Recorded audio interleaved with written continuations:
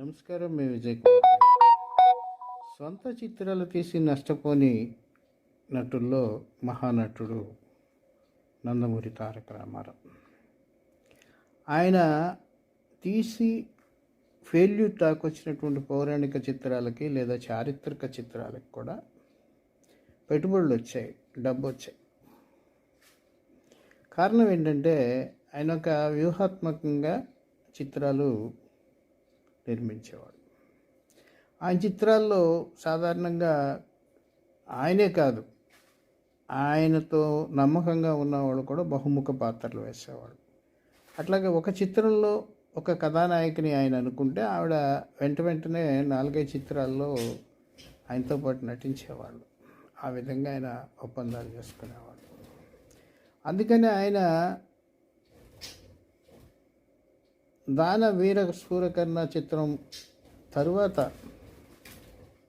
తీసినటువంటి పౌరాణిక చిత్రాలు అంటే ఒక విధంగా దానవీర సూరకర్ణకి ఆయన ఎప్పుడో స్క్రిప్ట్ రాయించుకున్నారు. ఆ తర్వాత మారిన కాలానుగుణ పరిస్థితులకు అనుగుణంగా కొండవీటి వెంకట కవి చేత ఆయన మాటలు రాయించారు. ఆ సినిమాలో ఆయన చేసినటువంటి ప్రయోగాలు, డూయెట్టు, దుర్యోధనుడికి డూయెట్టు, ఇవన్నీ కూడా బాగుండేవి. నిజానికి దుర్యోధనుడితో డూయెట్ పెట్టించడం అనేది ఆశ్చర్యంగా అనిపించినప్పటికీ మంచి రసజ్ఞత ఉన్నటువంటి వ్యక్తి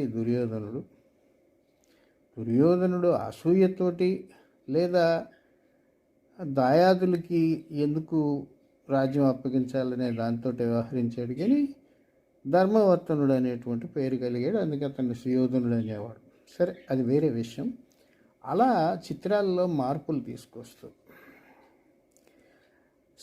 పౌరాణిక చిత్రాల్లో అనేక ప్రయోగాలు ఆయన చేశారు. శ్రీరామ పట్టాభిషేకం కానీ, శ్రీ తిరుపతి వెంకటేశ్వర కళ్యాణం కానీ, తర్వాత ఇంకా చాలా చేశారు ఆయన. శ్రీనాథ కవి సార్వభౌముడు చారిత్రక చిత్రం అనుకోండి.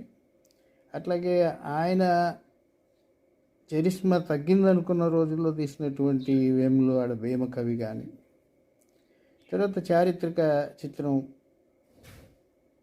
అక్బర్ సలీం మనార్కలి కానీ, ఇవి అనుకున్నంత విజయాలు సాధించేవి కావు. కాకపోతే 5 వారాలు 6 వారాలు ఆడినా వాటి కలెక్షన్ వచ్చేసేది. డిస్ట్రిబ్యూటరు నష్టపోయేవాడు కాదు.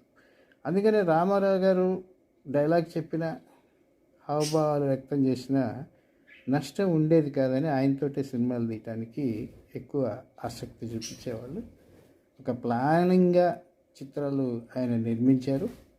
చివరి వరకు నటులతో కాంటాక్ట్ పద్ధతిలో నిర్మాణాలు చేసిన వారు కూడా ఆయనే.